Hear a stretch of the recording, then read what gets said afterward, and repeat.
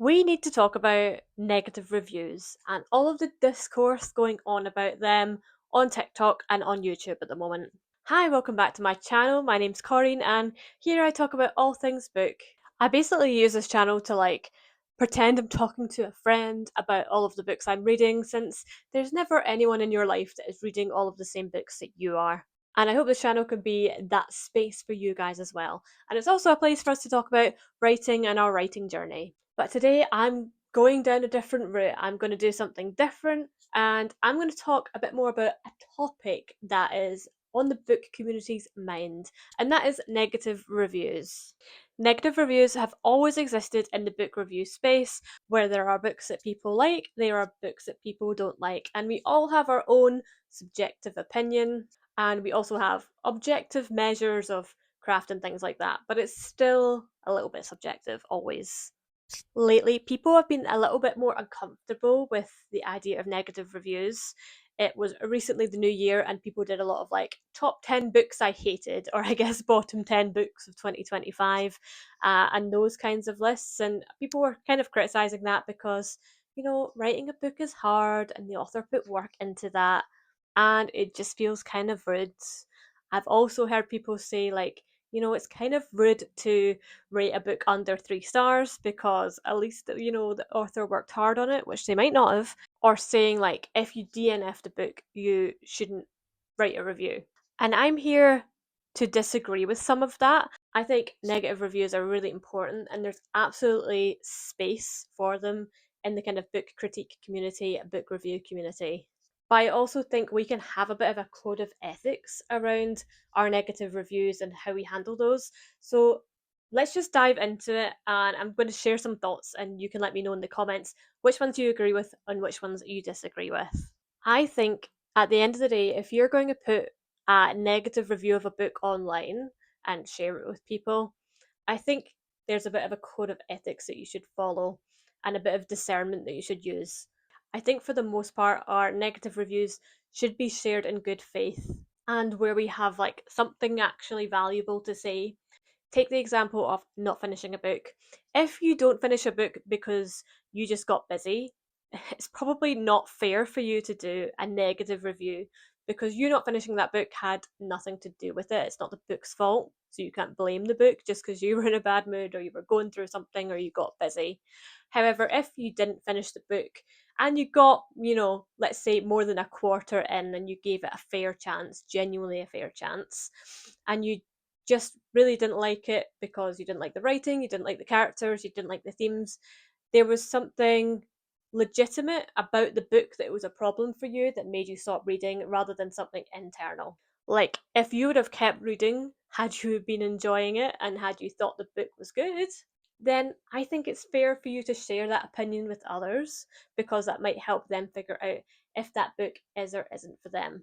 And in that review, it would be ethical for you to say, hey, I got 40% into the book, so it might have got better, but I'm just going to be fully transparent. And the 40% that I did read, I didn't like for XYZ reasons.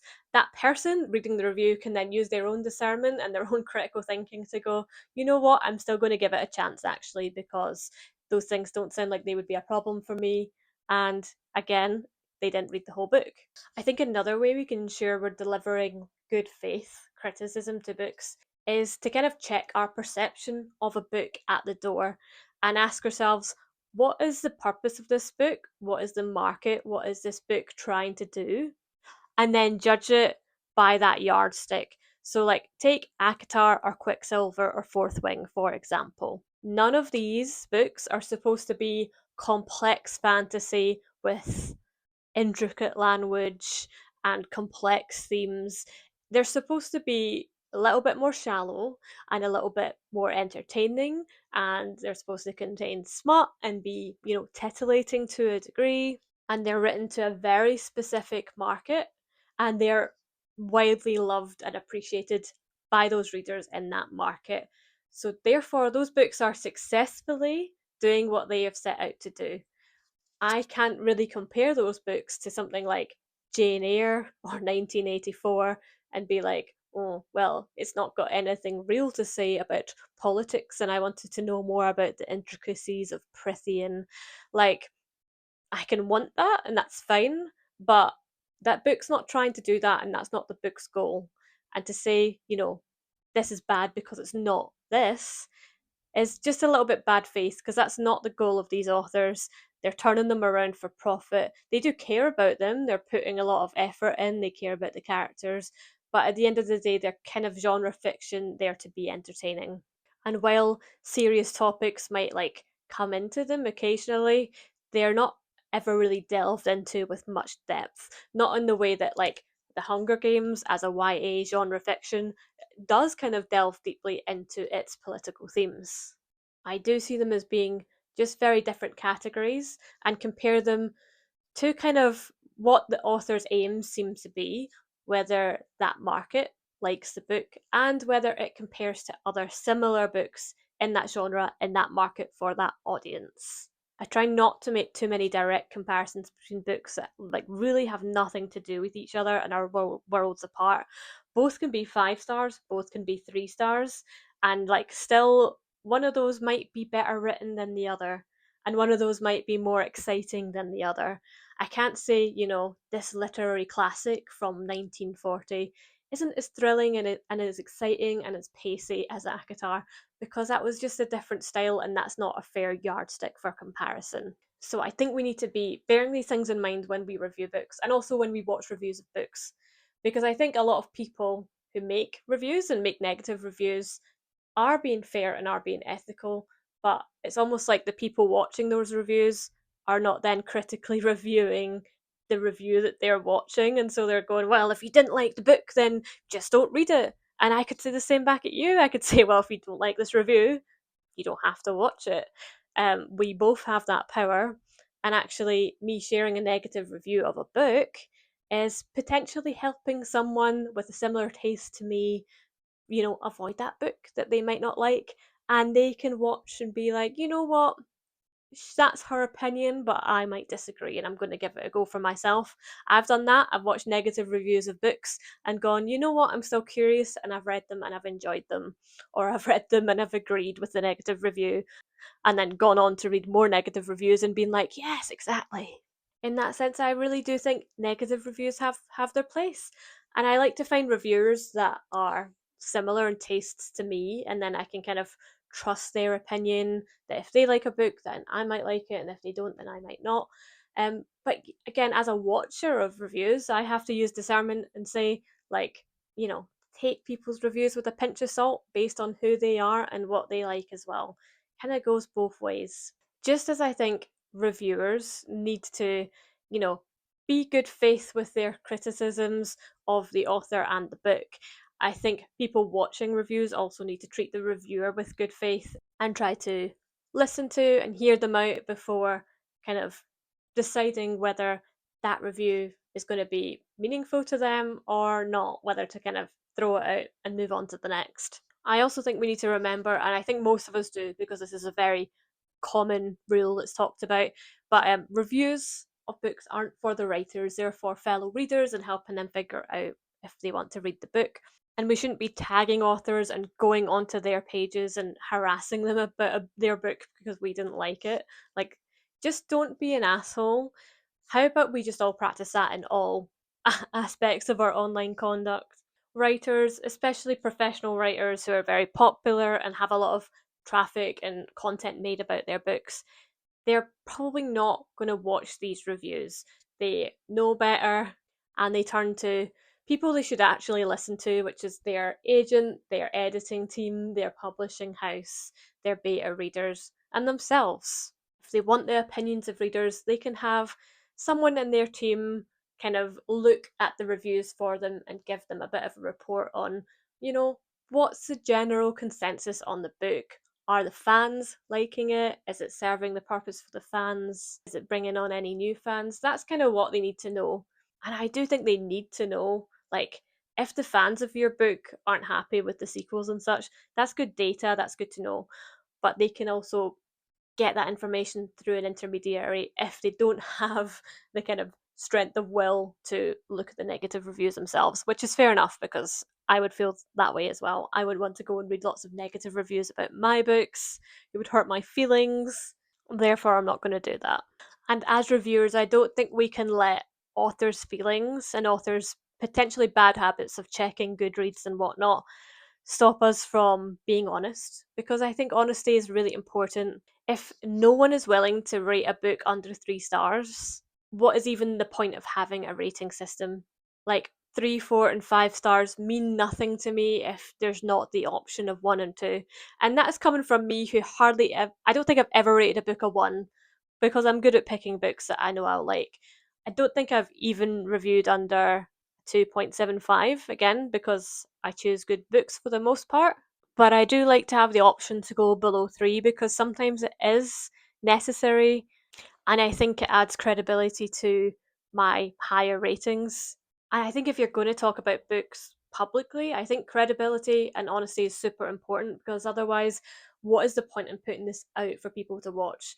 If I'm just going to lie, like, I may as well just keep it to myself. You could make the argument that you could read a bunch of books and only review the ones that you liked and ignore the negative, but I think life has balance. And I think being honest about the negative again adds credibility to all of the compliments I pay books. So when I say I really love the book, I'm not just being like polite or nice. I am just being 100% genuine and that I really loved it and I really got a lot out of it. So I feel like we've covered like reviews in general, like good faith, well thought out reviews that are balanced, honest, sometimes negative, sometimes positive. I think even if you are doing a negative review of a book, like I did one for Catabasis and Silver Elite, I still tried to find things I liked about the books. And there was quite a lot I liked about Catabasis and some things I liked about Silver Elite. I mean, it was fine. I like to try and be balanced and fair, even when I do feel quite negatively about a book or didn't enjoy it. I think it's nice to kind of give that, what's it called, the sandwich criticism style, where it's like, here's a compliment, here's what you could improve, and here's another compliment or a benefit of the doubt. Because sometimes I'm like, I didn't like it, but I can see why other people would like it in that market, and maybe it just wasn't for me. I like to give that caveat because it's true. It probably is loved by other people, and that's great. My negative reviews always have me at the heart. Like, I'm not speaking as some academic or some expert critiquer, because that's not what I am. I'm just a person with a certain taste and certain preferences sharing my opinion. And for the most part, I have balanced opinions and nuanced takes, and I can see good and bad in almost everything. Unless I really, really love a book and then I'm blind to some of the faults, which is also good to bear in mind as a viewer. That all falls under the umbrella of what I think an ethical review is. Like, it might be negative, but it's still ethical. You've got kind of a code of conduct and a code of ethics and how you go about critiquing a book and publishing that opinion publicly. But nuance and fairness don't always do well online, and that doesn't always get you views. So I think people do fall into a trap of being overly negative or being clickbaity. And let's talk about that, because I think that's where some of the issues start to come in. And this is why people are becoming uncomfortable with negative reviews. I think some reviews are nitpicky, rude, and really savage. And I'm actually not wholly against it, providing that that's kind of the content creator's brand and they can stomach what kind of backlash they'll get.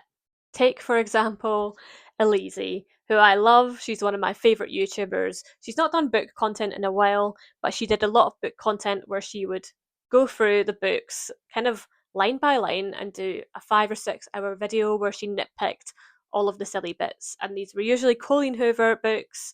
She did the House of Night series, which she's not finished. She did Twilight. She did 50 Shades of Grey. So these are all hyper popular books, popular authors. It's kind of punching up. Like, she's not a small YouTuber, she's got like 250,000 followers, but it's still punching up because these names are huge.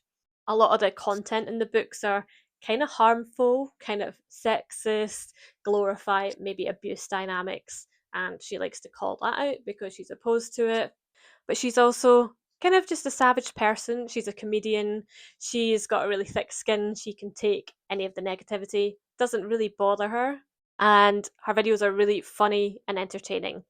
And I enjoy watching them because I know going into it who she is, what she's like, what her humour is. I know she's going to be savage. We have similar opinions about maybe those particular books. And the videos are kind of not serious reviews. They might pick up on some serious points, but they're kind of made for entertainment purposes for people like me who find them entertaining, find them funny, and are on kind of the same page. They're not for fans of the books who are going to get upset. Those reviews kind of aren't for them to watch, and they're also not for the authors. With Cindy is another huge creator who does similar style content. Haven't seen her do it in a while, but she will watch films and critique them quite savagely. She went through all of the ACOTAR books and critiqued them very savagely. And again, these videos aren't for the fans of those books that are going to get offended and upset. They're for people that who also gave them a try and didn't like them. They're to make people laugh. They're not for the authors who, by the way, are huge and not going to be watching these videos. They're punching up at really successful authors who are earning millions off of their work. They're not picking out a book from an indie publisher or a self published book and destroying a person's career with their massive channels. I think that would be a problem if they were doing that. And I think at the root of their kind of rant reviews, they have some genuine concerns and genuine criticisms of how topics related to like domestic violence and sexism are tackled in these books.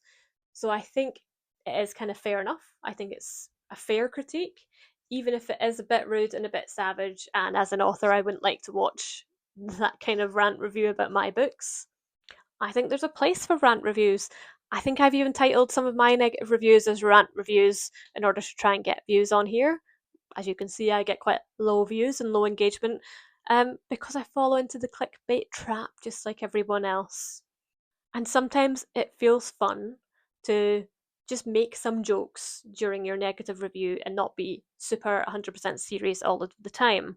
We make YouTube videos in part to be entertaining after all. So I think there's a place for these, but I think each individual creator has to build their own code of conduct and then stick to that as a code of ethics, even when they're doing funny rant reviews. And as a creator myself, albeit a smaller, very small one, I think I need to give it some thought and come up with like my line in the sand of where I don't want to go and where I do. Like what's fair and what's ethical for me, and like what am I willing to put my name to at the end of the day. Because I don't think you should be coming on here and saying things that you can't like say with your whole chest. This is where we get to like critiquing readers as a group, and this is a big issue that has blown up with a couple of creators on TikTok recently. Case study one, we had Willow Talks Books, who came on to TikTok and said, well, we all know romanticy girlies aren't the brightest sparks, and then proceeded to rant about Quicksilver and other things and the sexist messaging, the patriarchal kink of it all. And then everyone called her out for it because it was a bit sexist what she was saying, ironically, and it, she had pretty much a mental breakdown about it very seriously. She did come onto YouTube and talk about it. I actually left her a comment on that video to be like, you know what, you're fine, just go and have a break, because I felt so bad. She was so upset. I was really concerned for her like life, honestly, based on the mental crisis she was showing. And I was like, you know what, negative reviews are completely allowed and completely fair. And I didn't want to dogpile her by saying what I'm about to say, which is, you know, you probably shouldn't attack a whole group of readers and tell people they're not the brightest sparks, because as all of the people that did respond on TikTok, a lot of these romanticy girlies have PhDs, are doctors, they are bright sparks, and you can't just label them as silly little girls who like their silly little girl books, which is how it came across. Which I think Willow kind of regrets and takes back, although she doesn't take back her negative criticisms of the books, which is fine because that's how she feels and that's honest. That's allowed, and being critical of a group in the way that she was, we probably shouldn't do that, especially as someone who wants to be an author. But I do think talking about topics like, is there a patriarchal kink going on in some of these romanticy books? I think that's a topic we can talk about without insulting the reader. I also think we could talk about maybe how readers like harmful tropes or have harmful behaviour like escapism relating to books. Like, we could talk about that as a topic, but we could still do it with compassion for readers and without generalizing and labeling and othering people. Like, a lot of people like dark romance and romantasy that has this patriarchal structure where there is a little bit of domestic violence adjacent stuff, like 50 Shades of Grey, Twilight. They all have some emotional abuse going on. Obviously, some women like that and they enjoy reading that.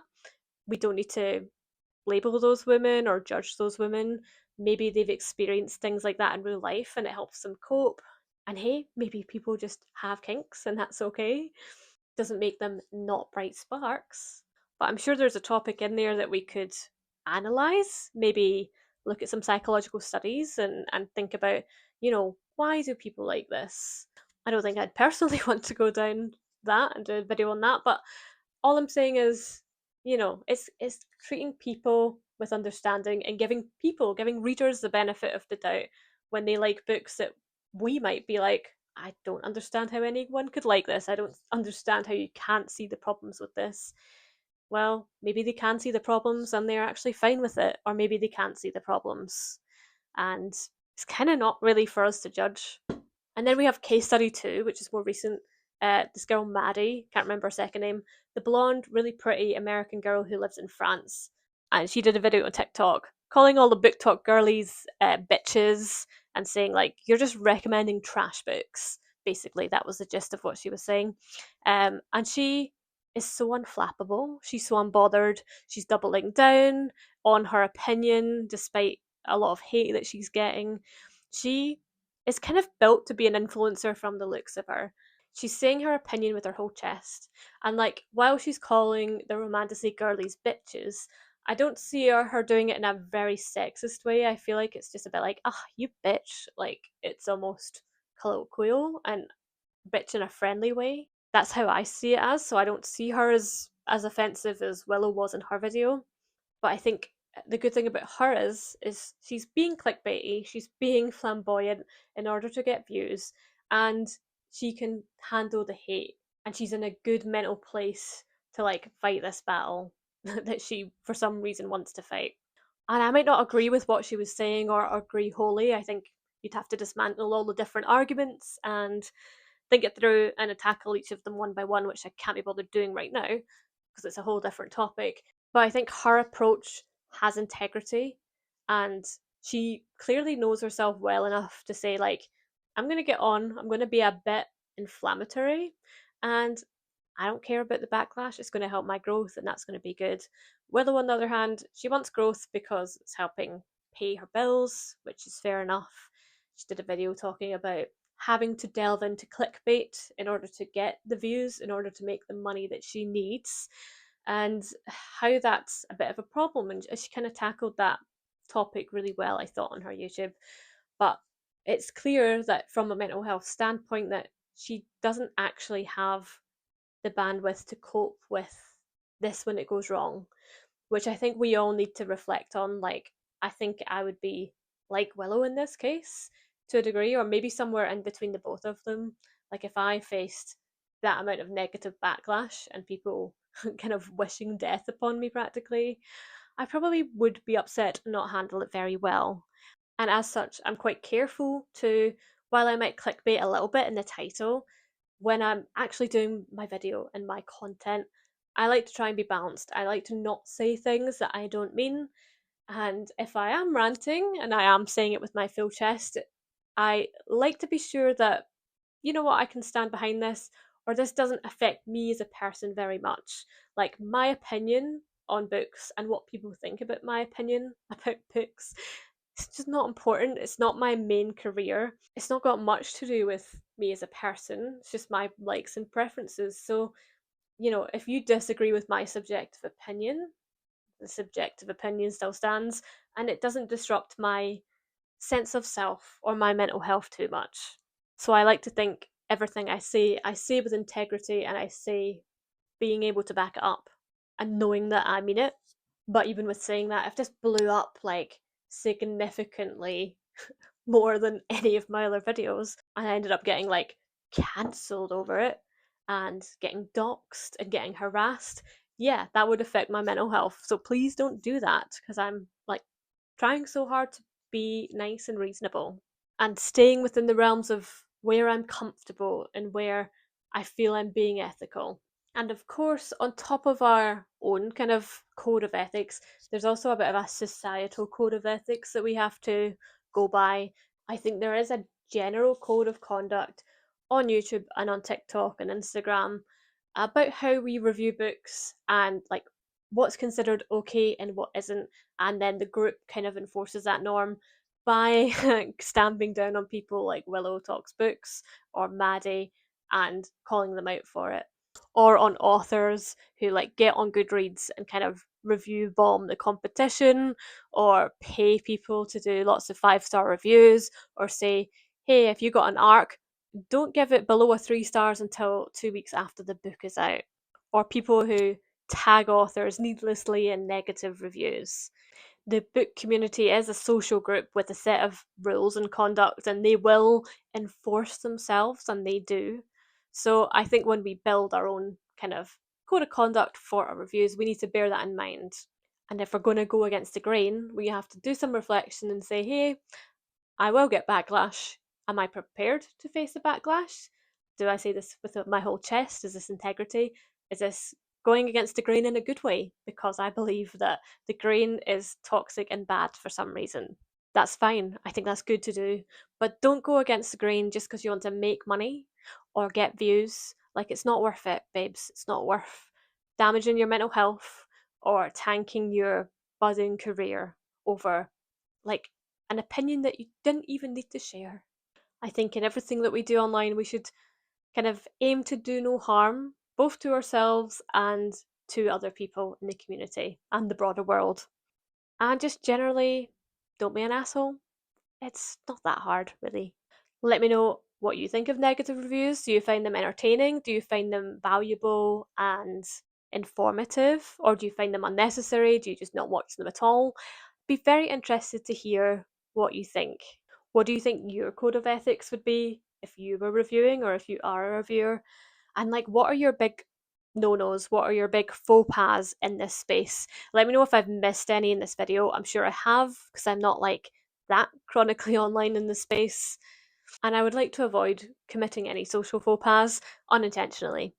I might intentionally commit them if I think it's valid. Thank you so much for watching. Please subscribe if you like this video. I'll try to do more. I wouldn't call this a video essay, but videos on rambling videos on topics related to the book community. Let me know if you have any topic suggestions in the comments. I know I've already asked for lots in the comments. Just bear with me, engage with me, give me attention. No, just kidding. And follow me on Instagram as well. I'll probably follow you back because I don't have a lot of followers, so we can be actual friends over there. Enough rambling. See you in the next video. Bye!